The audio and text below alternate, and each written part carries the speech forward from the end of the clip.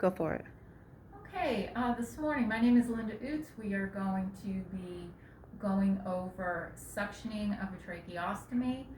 The first thing that we need to consider is, why do we need to suction the patient's trach? What are some things that we need to assess? So first of all, we want to look at respiratory rate. We want to auscultate the lungs and O2 saturations. We may want to take that into consideration. Also, the patient may be telling you that they feel they need to be suctioned. So those are the things I would do. Then I'm going to go and collect my equipment, and I'm going to go get a 14 French suction catheter. That's what we usually use for adults. Of course, there are different sizes, but for the most part, we would use the 14. And in that kit is the suction catheter, sterile gloves, and a little container to hold your sterile water. Of course, that would be separate. All right, so one of the things that we need to do when we're suctioning a patient is we need to have an ambu bag for hyperoxygenation. We want to make sure we give them a little oxygen prior to putting the catheter inside the trach. And we also need to have our suction machine as well. So first thing I'm going to do, I've opened up my catheter kit. I'm going to put my sterile gloves on.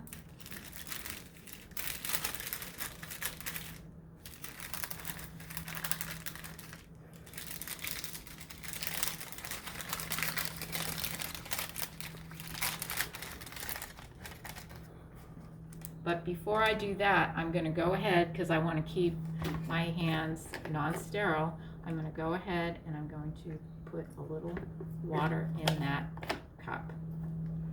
All right, so I'm going to go ahead.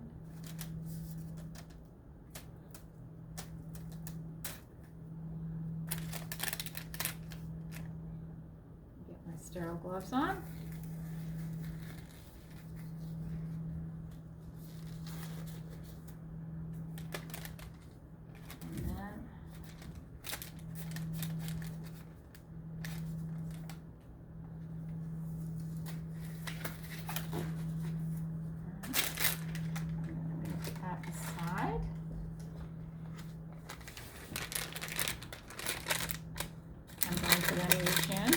And I'm going to make sure I have control of the catheter, and I'm going to go ahead and set my suction probably to medium, and then I'm going to go ahead and attach my suction.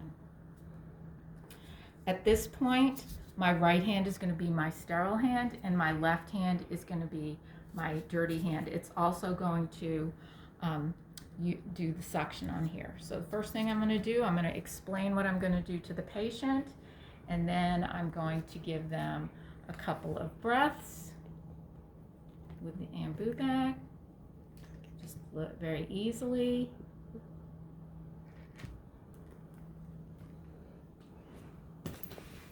And then I'm going to insert the catheter just until they begin to cough. All right, and then I'm going to start coming out, and I'm just coming out slowly with the suction.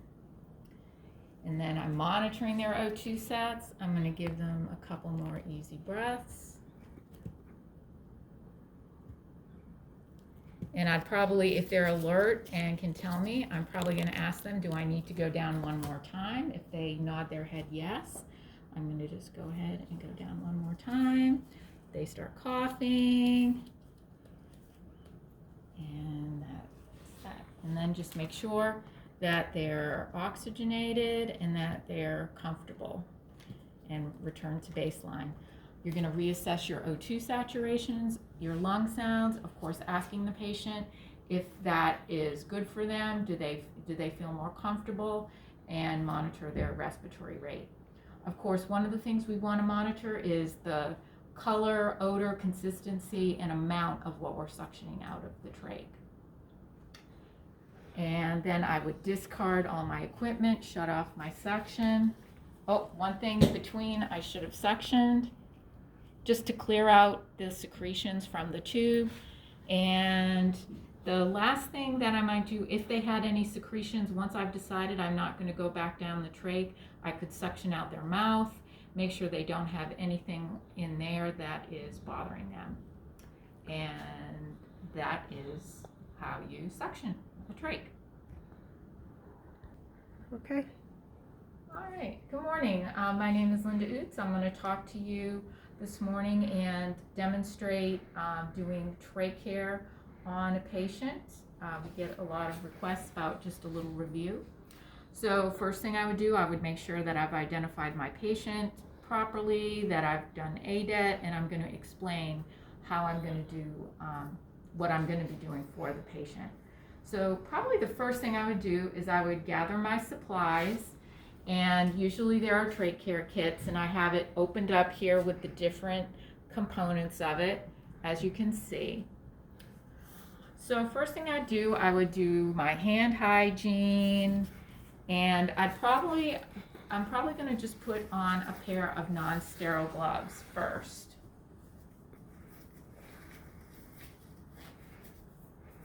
I would go ahead, and sometimes I just put a little towel here, sit the patient up, and I'd probably just go ahead and I would remove my dressing because I'm going to change that, and I would discard it.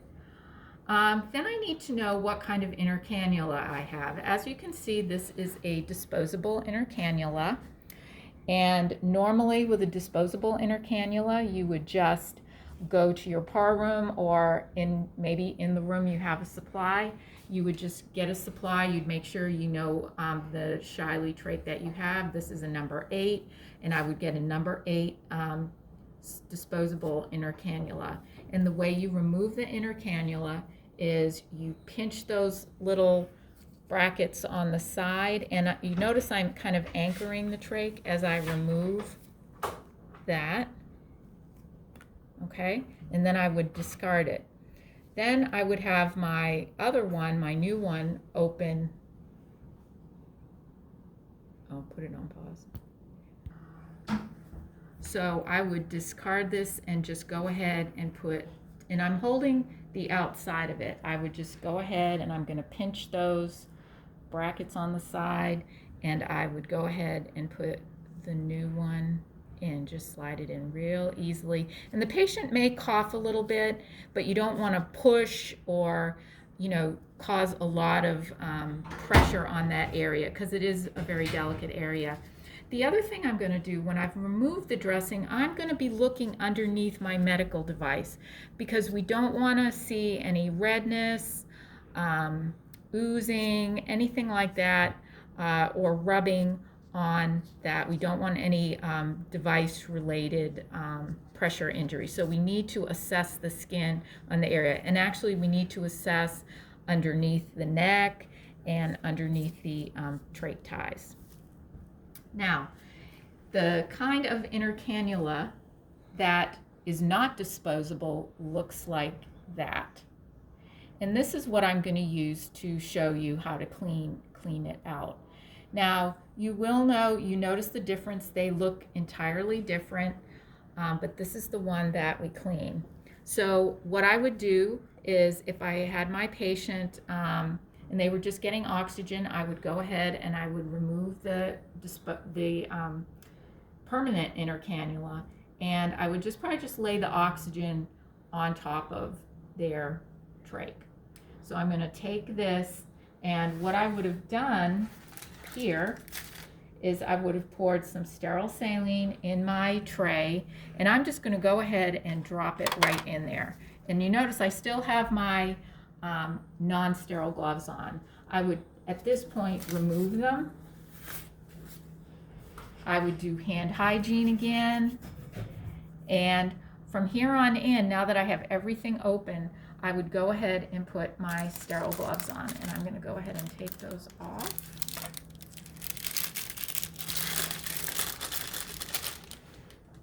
You go here. And I'm just going to go ahead and put those on before I begin to clean that inner cannula.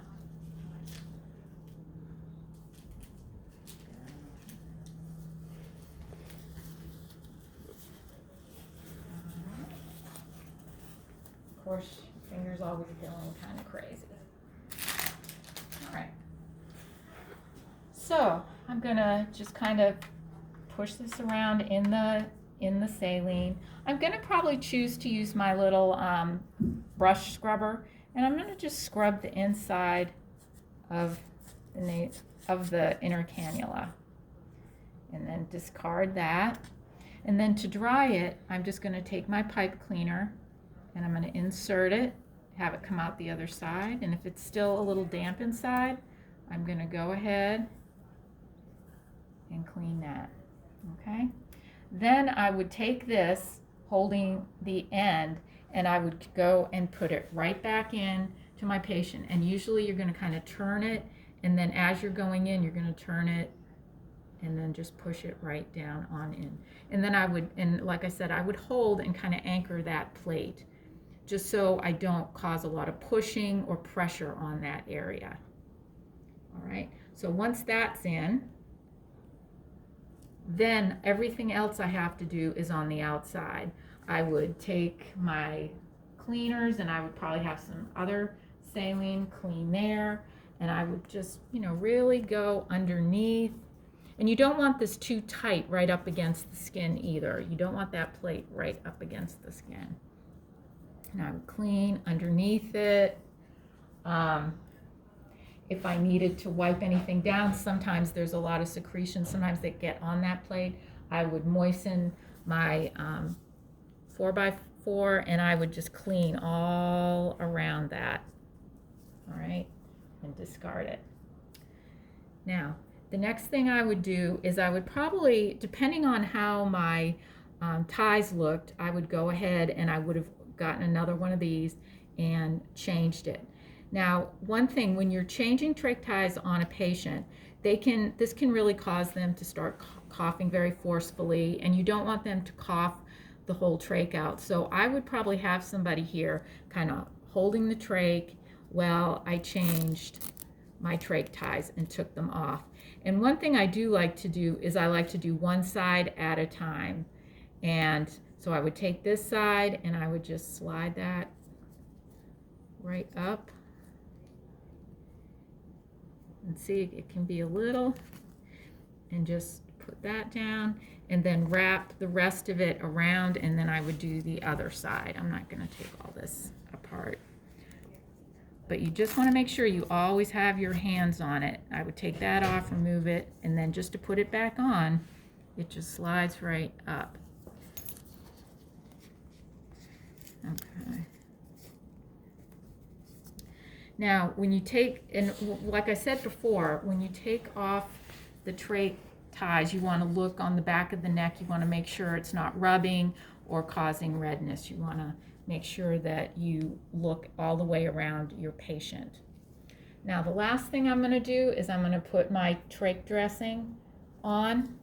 And this is another reason you don't want this super tight up against the skin, because then it makes it really hard. So I'm just gonna, I usually like to do one side at a time, and I just gently, and sometimes the patient is coughing a little bit, and I would just slide the other side up. And I want to do it, I want it to be as smooth as possible. I want my trach dressing to be smooth as possible up against the skin. Now, one of the questions sometimes that we get asked is, what if I'm in the middle of cleaning the trach? So I'm just going to remove that inner cannula. What if the patient starts coughing and I need to suction them?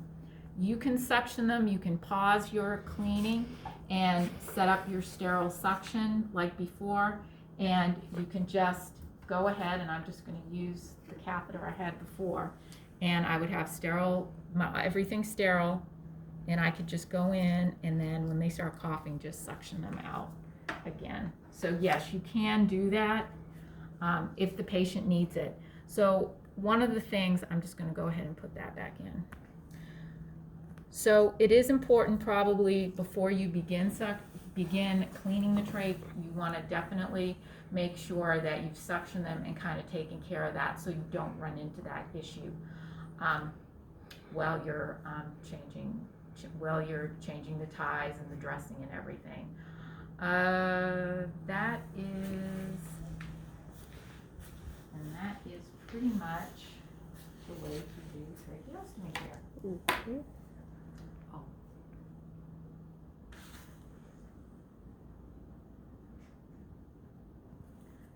So there are two policies that we just showed. Always make sure before you do any procedures that you check to see what the policies are.